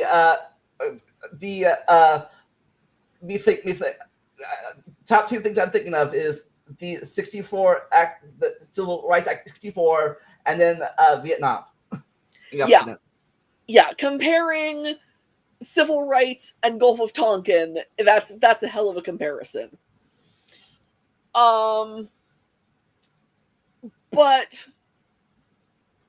the first bill that Obama signed was the Lilly Ledbetter Fair Pay Act of 2009, which relaxed the statute of limitation for equal pay lawsuits. He reauthorized the state children's health insurance program, which is the program that covers my kids. He appointed 2 women in 2 years to the Supreme Court. He worked to make things more fair along gender lines. He worked to and he might have done a third one if the all of a sudden crazy rule that you can't appoint me by during election year. Oh my God! Yeah, they totally overthrew that. I quote law. Like, I'm not happy that he renewed the Patriot Act. I'm not happy about the Snowden thing, but he did, try to tighten restrictions on the NSA. He tried to improve gun control. He did expand Bush-era surveillance, but, he came out in favor of gay marriage. His policies helped the country economically. Eventually. Yeah. He tried to help the country environmentally. He tried to give us better healthcare even than we have. He did a lot of drone strikes. The drone strikes were not great, but he also tried really hard to get along with other countries instead of running roughshod over them. Yeah, the gay marriage thing, I don't know if he personally believed it or not, but he didn't fight against it. So, well, he initially said that he believed marriage was between a man and a woman, and then as time went by, he changed his stance and came out in favor of gay marriage. And the thing is I don't mind if you change your stance when you get more evidence. I think that's a sign of being intelligent and mature. So, good on you, Obama. I think it's a thing, it goes back to World War II and Nazis and stuff. Is there a difference between being against something and being neutral sometimes? Yeah. Honestly, I don't think Obama really cared one way or another about gay marriage most of his life. It's it says, even though you're not pro-Nazi or pro, this, but if you're neutral, it can be this is damaging sometimes. Maybe, I don't know. Yeah, and he discovered that the neutral stance, or the marriage between a man and a woman stance, was harming people, so he changed his stance, and I respect that. I got a lot of friends who were married because they can be now. Fun fact, Jim Nabors, who played Gomer Pyle, came to Seattle to get married when we legalized gay marriage. Obama is one of those people, and granted, part of it is I remember the speech that he gave at the DNC that launched his nationwide recognition. I remember all of the national stuff Obama has done. But that also means that I can tell you a lot of stuff that he did that I disagree with. Yeah. I would probably rank Obama a solid B. Yeah, but he's not the greatest president, but for our top four here, he's the best president of the 21st century. He's the best president of the 21st century. Low bar, but he did step over it. Biden handily manages to roll over the bar of second best president of the 21st century. I don't care about his son. Here's the thing about his pardon of his son. I don't blame him. Because if he hadn't pardoned his son the way he did, we would still be getting malicious prosecution. And Biden knew that. Biden absolutely knew that. And yeah, he protected his son from malicious prosecution. I don't blame him. I really don't. So, wrapping this up, because I gotta go pretty soon. I can't think of it right now, but what would you consider your top 10 worst and top 10 best of? Well, I mean, that's about half of our president's done, because technically, I'm going to interject this because people don't remember this, but technically, we have only had 45 presidents because we're counting 2 of them twice. So, would it be 43 then, or 47? Well, we count it saying we have 47, but technically we only have 45 because Trump and Cleveland are each only one person. Okay. Let's go for top 5 then. Each or bottom 5. Okay, top 5. Lincoln. As number 1 or number 5? I'm not going to rank them within the 5. Okay. Because that's a little bit more in the weeds than I feel like I can really get right now. But Lincoln, FDR,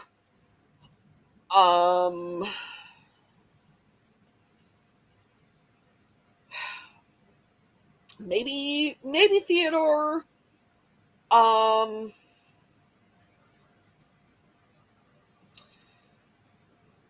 maybe Jimmy. It's Jimmy. Is that post-president Jimmy Carter. thing? I just like him. Yeah. And John Adams. Like, I know that I gave Washington over Adams, but I still just like Adams better. Like, I know that arguably Washington was a better president, but I have a hard time saying Washington and not Adams. So. Right. And your top 5 worst? My 5 at the bottom. Say bottom 5 worst. Yeah, my bottom 5 are Trump, Reagan, Nixon, Jackson, and probably Wilson.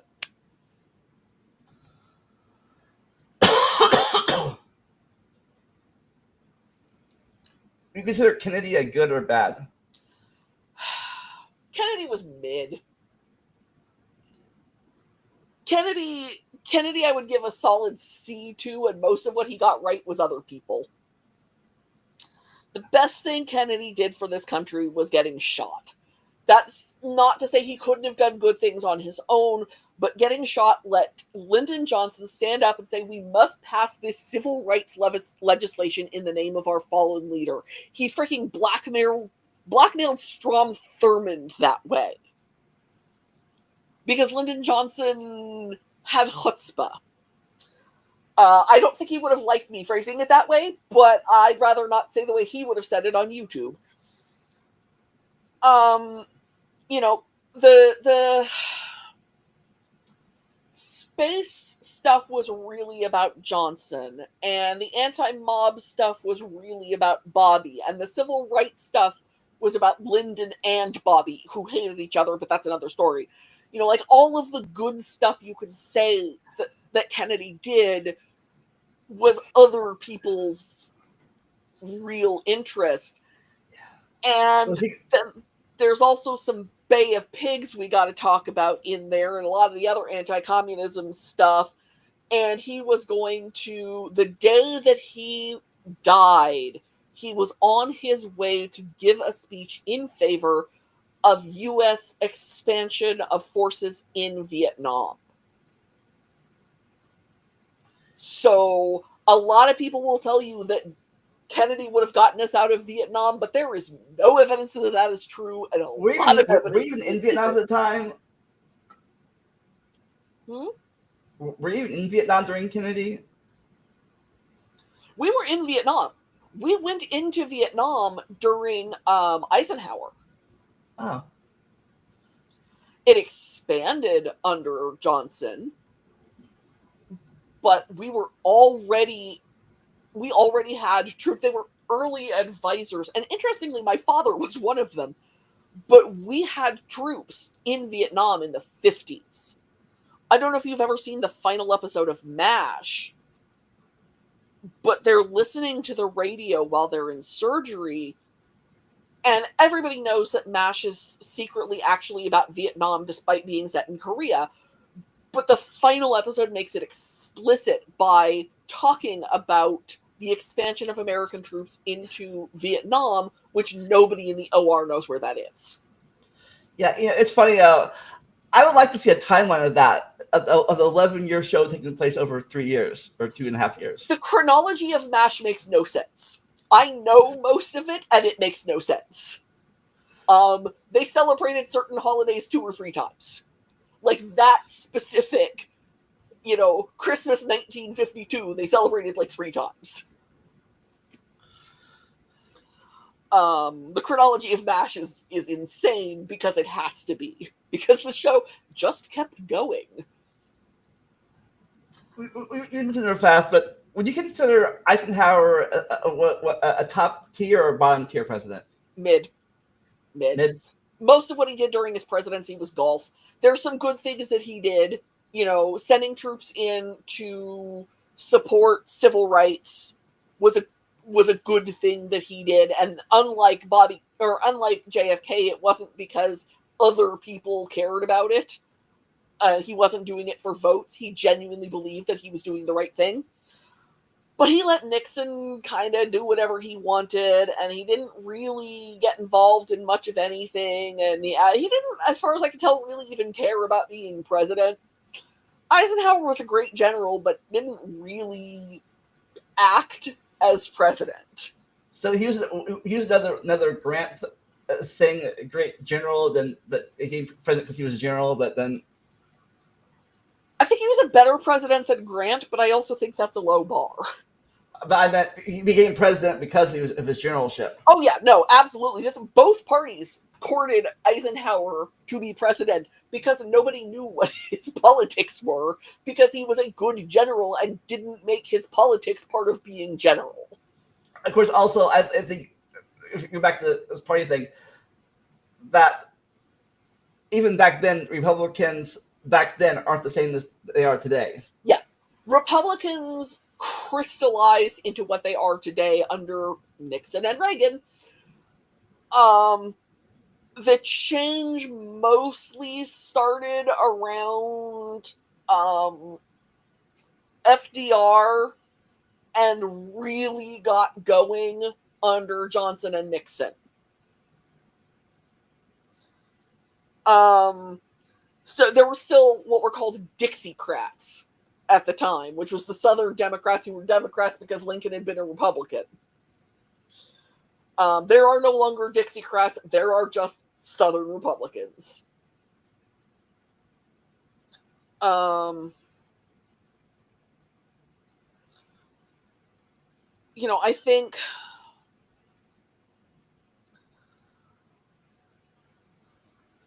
I think Eisenhower didn't care enough about things like McCarthy. I think Eisenhower could have shaped a much more rational Republican Party if he had actually done things. I suspect that Nixon was at least somewhat mentally ill. I obviously can't prove that. I'm not qualified to diagnose or any of that, but I do think the level of paranoia that Nixon had feels clinical. And by even choosing Nixon as a running mate and accepting Nixon as a running mate, I think that Eisenhower helped set up where the Republican Party was going to go in the decades after he died.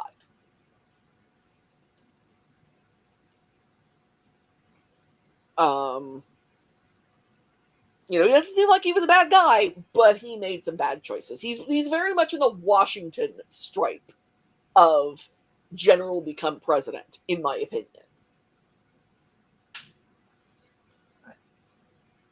Oh, I love to talk some more, but I have stuff to do. I have to work tonight, so. Oh, fun. So thank you for being on again. Hopefully soon I'll finish editing those videos, or at least uploading them without editing, and we can have our amendment talk. Yep. Uploaded. Well, it's been fun, and anytime you want me that I can work into my schedule, just let me know. Any topic you want to talk about in the future? Be it politics or movies. Since you're my technically, me, I can talk about either of them. I'll think if there's anything in particular I feel like we haven't covered yet that we or should. Political movies. Hey, there you go. I could seriously talk a lot about that. I'd also like to talk about the Southern strategy. at some point. Maybe have Maya on for that one. All right. Because not enough people know about Nixon's Southern strategy. As I always say, never stop learning. Enjoy the randomness. Hopefully, we'll see you next time.